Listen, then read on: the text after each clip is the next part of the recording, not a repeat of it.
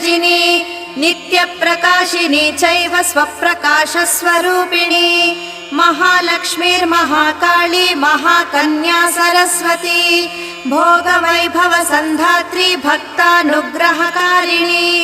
ईशावास्या महामाया महादेवी महेश्वरी हृल्लेखा परमाशक्तिर्मातृका बीजरूपिणी नित्यानन्दा नित्यबोधा नादिनी जनमोदिनी सत्यप्रत्ययिनी चैव स्वप्रकाशात्मरूपिणी त्रिपुरा भैरवी विद्या हंसा वागीश्वरी शिवा वाग्देवी च महारात्री कालरात्रिस्त्रिलोचना भद्रकाली कराळी च महाकाली तिलोत्तमा काली कराळवक्त्रान्त कामाक्षी कामदा शुभा